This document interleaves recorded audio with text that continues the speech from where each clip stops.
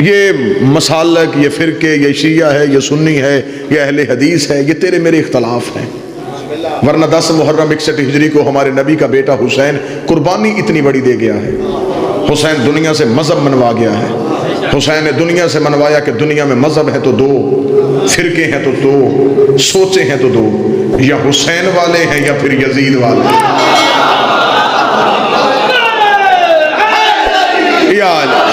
لہٰذا میں 1 محرم کو گزارش کروں گا اپنے اہل اسلام بھائیوں سے، اگر کوئی سن رہا ہے یا جہاں تک میرا پیغام پہنچے، اور میں پوری دیانتداری کے ساتھ اپنے نوجوان دوستوں کو اس بات کی ضمانت دیتا ہوں، آپ جتنا جی چاہے اپنے اہل سنت دوستوں کو لائیں، یہاں سے کسی کی دل آزاری نہیں ہوگی.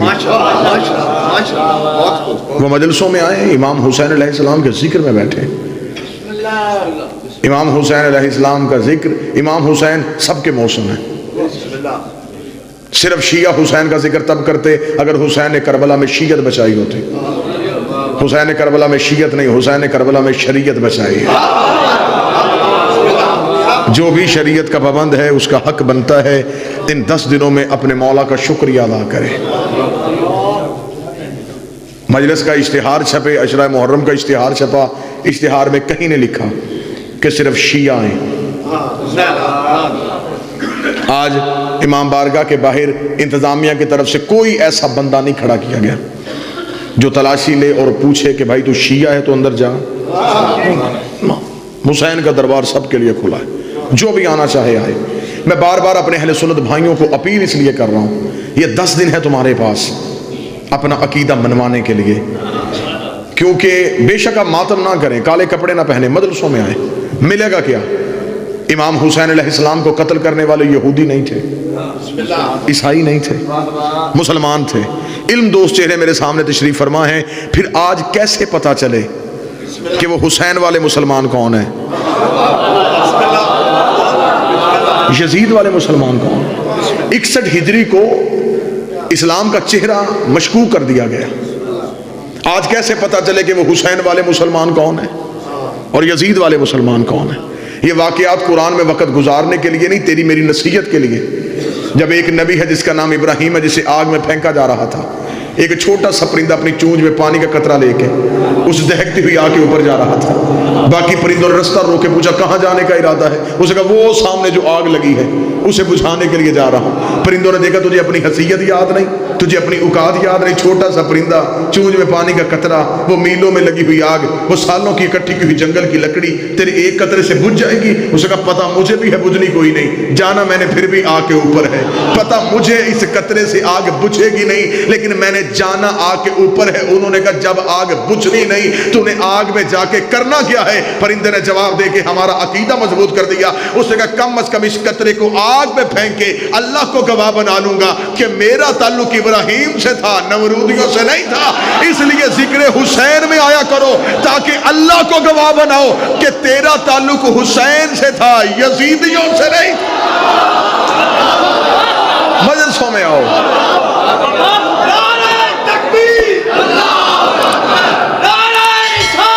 یا رسول اللہ،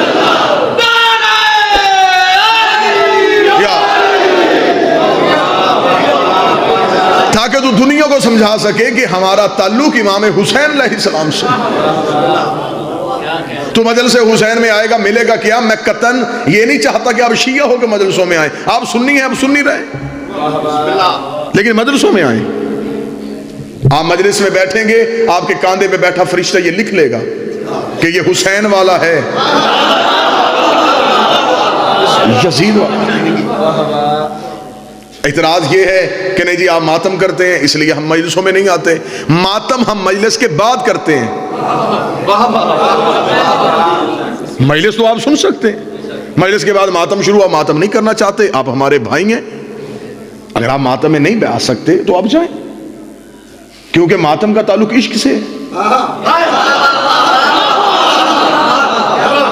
اور عشق ہر بندے کا ایک ہوتا ہی نہیں. یہ جتنا مجمع میرے سامنے بیٹھا میری پہلی مجلس ہے، میں پہلی دفعہ آیا ہوں. بھلوال میں پہلی دفعہ، ویسے بھی کبھی نہیں آیا کہ مجلس سے ہٹ کے بندہ کہہ کے میں آیا ہوں، میں کبھی بھی نہیں آیا. پہلی مجلس. جی بسم اللہ. میں کہوں جتنا مجمع میرے سامنے بیٹھا سب کا عشق ایک ہے، غلط. ہر انسان کا عشق اس کے مزاج کے مطابق ہوتا ہے. ذمہ دار چہرے علم دوست لوگ تشریف فرما ہیں. میں پوری ذمہ داری کے ساتھ ممبر سے یہ جملہ کہوں، عشق صحابہ کرام کا بھی ایک نہیں تھا. کچھ بندے سوچ میں پڑ گئے، میں نے دعویٰ کیا، میں دلیل دے دیتا ہوں. اگر عشق صحابہ کرام کا ایک ہوتا جن کے سامنے نبی کا دانت زخمی ہوا، کیا کہنے، جن کے سامنے زخمی ہوا انہوں نے کوئی بھی نہیں توڑا. میں نے زندگی میں نہیں کہا نبی کا دانت ٹوٹا، نہ ٹوٹا کیوں؟ ٹوٹنا عیب ہے، محمد بھی عیب ہے. دانت ٹوٹ جاتا، نبی کے چہرے پہ نقص آ جاتا، جہاں نقص ہو وہاں کامل نہیں ہوتا. نبی کا دانت زخمی ہوا، جن کے سامنے زخمی ہوا انہوں نے ایک بھی نہیں توڑا. ایک نے دیکھا نہیں، اس نے سنا تھا، رہتا وہ کرن میں تھا، نام اس کا اویس تھا. اس نے پتھر اٹھایا، اپنا پہلا توڑا، ذہن میں آیا شاید اس کا یہ نہ ہو. اس نے دوسرا توڑا، تیسرا توڑا، 32 کے 32 توڑ دیے. شریعت روکتی رہی، عشق مجبور کرتا رہا. شریعت روکتی رہی، عشق مجبور کرتا رہا. پھر نبی نے صحابہ کی محفل میں بیٹھ کے کہا، اور میرے صحابیوں، جب کبھی کرن جانا میرے اویس کو میرا سلام کہہ.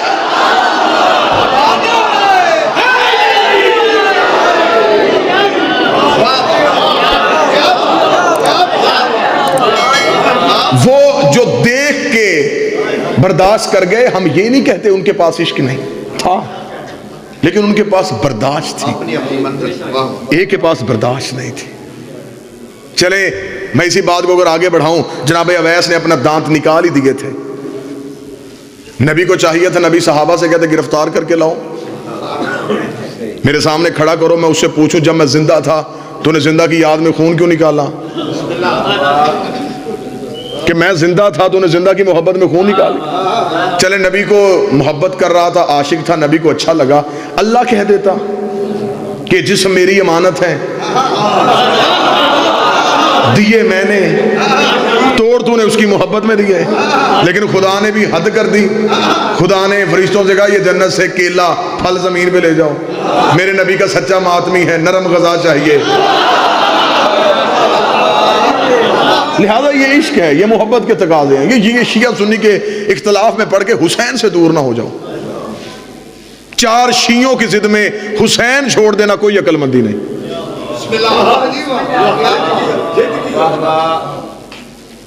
ماتم اگر آپ نہیں کر سکتے، یہ جاہلانہ اعتراض ہے کہ نہیں جی یہ شیعہ ماتم کرتے ہیں.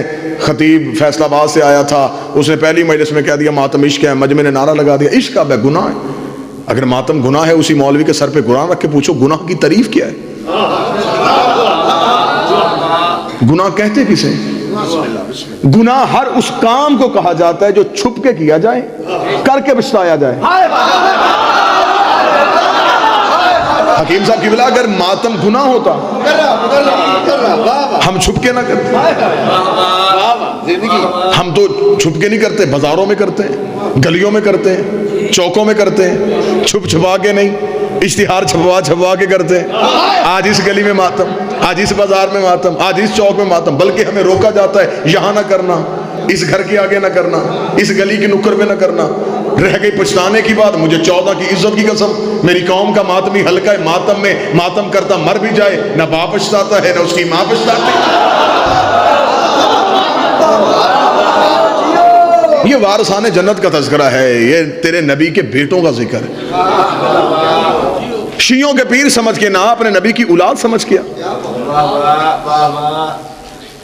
اہم ہی تجھے دور کیا مولویوں نے، مجلسوں میں نہ جانا، نکاح ٹوٹ جائے گا، بدعت ہوتا ہے، لا حول ولا قوت. ذکر امام حسین ہے، چوری کرنے سے نکاح نہیں ٹوٹتا. شراب پی لو نکاح نہیں ٹوٹتا. لیکن اس حسین کا ذکر جس نے نکاح کا طریقہ سکھایا،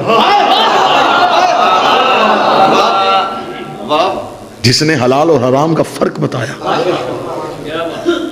یہ میں پھر لفظ دہراتا ہوں، چل ہمارے رہبر سمجھ کے نہ، اپنے نبی کی اولاد سمجھ کے آ. یہ تیرے نبی کے بیٹوں کا ذکر ہے. جس نبی کا تم کلمہ پڑھتے ہو اس نبی کی اولاد کا تذکرہ ہو رہا ہے ان 10 دنوں میں. یہاں بھلوال میں کسی نے ایک دکان لینی ہو، دکان کا سودا کرنے سے پہلے وہ پہلے یہ تفصیل پوچھتا ہے کہ یہ جو بندہ بیچ رہا ہے مالک یہی ہے؟ ایسا ہے نہیں؟ دکان کا سودا ہو، پلاٹ کا سودا ہو، پلازے کا سودا ہو، کروڑوں کی جگیر کا سودا ہو، عقل مند بندوں کا تقاضا ہے، حکیم صاحب پہلے پتہ کرتے ہیں کہ جو بندہ بیچ رہا ہے مالک یہ ہے۔ سودا ہمیشہ مالک سے ہوتا ہے۔ بندہ ان پڑھ ہو، سودا کر لے، اس دن کسی پڑھے لکھے کو ساتھ لے کے جاتا ہے کہ کاغذ دیکھ لینا، میرے ساتھ دھوکہ نہ ہو جائے، یہ جو بندہ بیچ رہا ہے مالک یہی ہے، اس کے ساتھ کوئی حصے دار تو نہیں، یہ میرے بدے ہاتھ ہے، میں تمہارا مہمان ہوں، پہلی مجلس میں صرف منت کر رہا ہوں ذکر امام حسین کے لیے، میں ہاتھ جوڑوں گا، مجھے شرمندگی نہیں ہوگی، میں نے کریم کربلا کے لیے ہاتھ باندھے ہوئے ہیں، میں منت کر کے کہہ رہا ہوں 10 مرلے جگہ لینے کے لیے 70 بندوں سے پوچھ لیتے ہو مالک کون ہے، ساری زندگی جنت ڈھونڈتے رہے اور مولوی سے پوچھا ہی نہیں کہ جنت کا مالک کون ہے، کس کی ملکیت ہے؟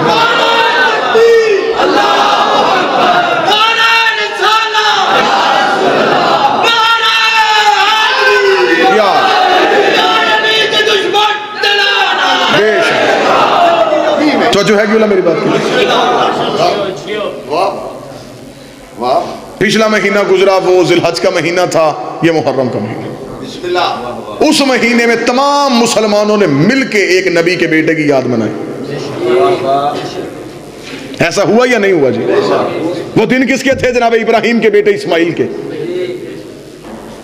کسی جگہ پہ کوئی لڑائی نہیں، کوئی اختلاف نہیں، راجہ صاحب کوئی فساد نہیں، قربانی شیعوں نے کی، گوشت اہل سنت کے گھر گیا،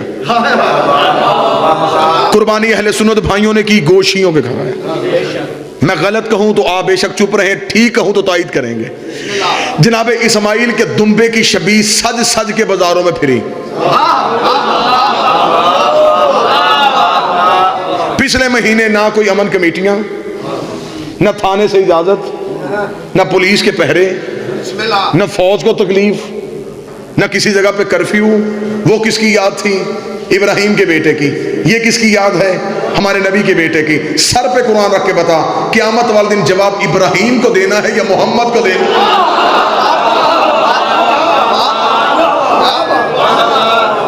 اگر جواب پیغمبر کو دینا ہے تو پھر اگر ابراہیم کے بیٹے کے دنوں میں فرقے یاد نہیں آئے تو پھر جس نبی کا کلمہ پڑھتے ہو۔ نماز خدا نے واجب کی ہے، کوئی ہاتھ باندھ کے پڑھتا ہے، کوئی کھول کے پڑھتا ہے، اپنے اپنے طریقوں سے پڑھ رہے ہیں۔ میں پہلی مجلس میں صرف گزارشات کروں گا، تمہید میں میری منت ہے، اگر نماز اپنے اپنے طریقوں سے پڑھ سکتے ہو تو نماز بچانے والے کا ذکر بھی اپنے اپنے طریقوں سے کر سکتے ہو۔ آپ کو یہ اعتراض ہے کہ ہم شیعہ کی مجلسوں میں نہیں جا سکتے؟ میں بڑے اعلیٰ ظرفی کے ساتھ اپنی قوم کی نمائندگی کرتے ہوئے بھلوال کی پہلی مجلس میں قوم کی منت کر لوں گا، میں قوم کے آگے ہاتھ جوڑ لوں گا، مجھے اپنی قوم پہ یقین ہے، میری قوم میری مان لے گی، میں اپنے بھائیوں کو ضمانت پوری قوم کی دیتا ہوں۔ اگر آپ ہم شیعوں کی وجہ سے مجلسوں میں نہیں آتے، آپ اپنی مسجدوں میں ذکر حسین کا کروائیں، ہم آتے ہیں۔ لیکن یہ ظلم ہے کہ آپ کریں بھی نہ اور آپ آئیں بھی نہ۔ یہ جو اللہ نے پچھلا پورا مہینہ صرف امام حسین کی عزاداری سمجھائی ہے۔ حاجی حج کر کے واپس آئے ہیں، مجھے مولا کی قسم میرا عقیدہ، خدا نے حج ہی امام حسین کی عزاداری سمجھانے کے لیے رکھا۔ جتنے اعتراض محرم پہ ہیں اللہ نے پہلے جواب دے دیے، سارے جواب عزاداری کے خدا نے خود دیے۔ بندے چپ ہو گئے کہ حج پہ عزاداری کا جواب کیسے؟ میں ایک ایک اعتراض پڑھتا ہوں، پھر توحید کا جواب پڑھتا ہوں۔ پہلا اعتراض ہمیں ان دنوں میں مجلسوں میں ملے گا، سکولوں میں، کالجز میں، یونیورسٹیوں میں، دکان پہ بچوں کو رو کے کہا جائے گا نہیں جی آپ شیعہ کالے کپڑے پہنتے ہیں، آپ ماتم کرتے ہیں، آپ زنجیر مارتے ہیں، آپ جوتا اتارتے ہیں۔ اتنا بتائیں ان سب کاموں سے امام حسین کو کیا ملتا ہے؟ آج کے ماڈرن دور میں سانس لینے والا بچہ ان سے پوچھتا ہے کرنا کیا چاہیے، وہ کہتے ہیں حق یہ بنتا ہے باوضو ہو کے مصلی بچھاؤ، نمازیں پڑھو، کربلا والوں کو بخشو، قرآن پڑھو، کربلا والے شہداء کو بخشو۔ ان چیزوں کا ثواب ملے گا۔ کالے کپڑے پہن لیے، جوتا اتار لیا، سینہ پیٹ لیا، چھریاں مار لی، اس سے امام حسین کو کیا ملتا ہے؟ وہ بچہ اس چکر میں آ جاتا ہے۔ بات مولوی کی ٹھیک ہے، یہ بہتر طریقہ ہے، یہ سوبر طریقہ ہے. بندہ نمازیں پڑھے، تلاوت کرے، کربلا والوں کو بخشے. بھلوال کا ذمہ دار مجمع میرے سامنے ہے. قرآن انہیں پڑھ کے بخشا جاتا ہے جو مرنے کے بعد خود نہ پڑھے. نہ مجھے دکھ ہوا ہے. قرآن بخشنا ہے تو باپ کو بخش، دادے کو بخش، جو مرنے کے بعد خود نہیں پڑھ سکتا اور جو نیزے کی نوک پہ قرآن پڑھے. نہیں جی ہمیں سمجھ نہیں آتا، آپ علم اٹھا کے آپ کے ماتمی کبھی اس گلی میں چلے جاتے ہیں، کبھی اس گلی میں چلے جاتے ہیں. یہ ساری چیزوں کا مقصد کیا ہے؟ نہیں جی کربلا میں نہ یہ جلوس تھے، کربلا میں نہ یہ علم، یہ کہاں سے لے کے آئے آپ شیعہ؟ اس سے آپ کو ملتا کیا ہے؟ امام حسین کو آپ دینا کیا چاہتے ہیں؟ لو خدا نے حج میں پہلے اعتراض کا جواب دیا. میں نے اعتراض پڑھا، اب میں جواب دینے لگا ہوں. جواب میرا نہیں، جواب توحید کا ہے. یہاں بندے نے 8-10 لاکھ روپیہ خرچ کیا، حج پہ گیا. لبیک اللہم لبیک، میرے اللہ تیرا بندہ تیرے گھر پہ حاضر ہو گیا. میرے اللہ بول کرنا کیا ہے؟ خدا نے کہا کہ میرے گھر پہ آ گیا ہے، پھر ایک کام کر، وہ پہاڑی ہے صفا، وہ پہاڑی ہے مروہ، یہاں پہ چکر لگا گیا. وہاں پر بھی اللہ سے کہتے میرے اللہ یہاں دوڑنے سے ابراہیم کو کیا ملے گا، یہاں دوڑنے سے اسماعیل کو کیا ملے گا. میرے اللہ ہم تیرے گھر آئے ہیں، ہم تیرے گھر کے دروازے کے سامنے قرآن پڑھتے ہیں، قرآن پڑھ کے ابراہیم کو بخشتے ہیں، نمازیں پڑھتے ہیں، حاضرہ کو بخشتے ہیں. خدا نے کہا خبردار، اگر یہاں 2-4 سال کوئی نہ دوڑا، نسلوں کو پتہ ہی نہیں چلے گا یہاں ہوا کیا تھا. تم عبادت میں واقعہ چھپانا چاہتے ہو؟ مجھے علی کی عزت کی قسم، اگر یکم محرم کو ہر سال حسین کے ماتمی اپنے سینے پہ ہاتھ مار کے یا حسین کہہ کے گلیوں میں نہ آئے، دنیا کو پتہ ہی نہ چلے حسین کون تھا، یزید کا، بھول جاتی دنیا حسین کو.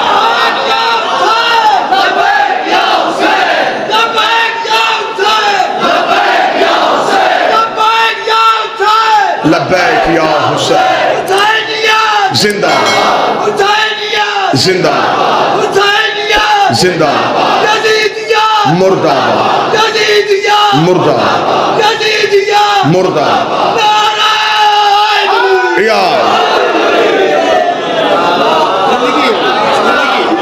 اس لیے تو فوراً کہہ دیا کہ کربلا کی جنگ شہزادوں کی جنگ تھی، معاذ اللہ ثم معاذ اللہ. کربلا کی جنگ اقتدار کی جنگ تھی، کربلا کی جنگ حکومت کی جنگ تھی، کربلا کی جنگ تخت کی جنگ تھی. اگر تو نے بچوں کو مدرسوں میں آنے دیا ہوتا، ذکر حسین میں بیٹھنے دیا ہوتا، ان بچوں کو پتہ چلتا کردار حسین کیا تھا، کردار یزید کیا تھا. آج یکم محرم ہے، حسین کے عزادار تمہیں حسین سمجھانا چاہتے ہیں مدرسوں میں، ہم تمہیں بتائیں میرا حسین کون تھا اور یزید کون تھا. حسین 3 شعبان کو مدینے میں زہرا کے گھر قرآن بن کے نازل ہوا. یزید 25 ہجری کو شام اور حمص کے درمیانی علاقہ تدمر میں حاکم شام کے گھر عذاب بن کے نازل ہوا. یزید کو پیدا ہوتے ہی گھٹی شراب کی دی گئی. حسین نے پیدا ہوتے ہی رسول کی زبان چوسی. یزید کا نانا بیتل بن انیف عیسائی خاندان سے تھا. حسین کا نانا سید المرسلین رحمت للعالمین ہاشمی خاندان سے تھا. یزید کی ماں میسور جس کے ناچ کو پسند کر کے اس کے ساتھ عقد کیا تھا. حسین کی ماں وہ زہرا تھی جو زندگی میں ایک لمحے کے لیے سجدوں سے فراموش رہی، جس کے حیا کا نام قرآن تھا، جس کے نوکر کا نام جبرائیل تھا. یزید کا باپ وہ تھا جو اپنے باپ کے ساتھ مل کے تیرے میرے نبی سے جنگیں کرتا رہا. حسین کا باپ وہ علی تھا جو بستر پہ سویا مرضی یزدان بن گیا، میدان میں آیا کل ایمان بن گیا. یزید کا دادا ساری زندگی مخالفت رسول کرتا رہا. حسین کا دادا ابو طالب ساری زندگی حفاظت رسول کرتا رہا. یزید کی دادی ہندا جس نے رسول کا چچا حمزہ کا کلیجہ چبایا. حسین کی دادی فاطمہ بنت اسد جس کی قبر میں ہمارا رسول لیٹا، جس کو کفن نبی کے کرتے سے ملا. یزید کا شجرہ خبیثہ تھا، حسین کا شجرہ طیبہ تھا. یزید فاسق تھا، میرا حسین نمازی تھا. یزید فاجر تھا، میرا حسین روزے دار تھا.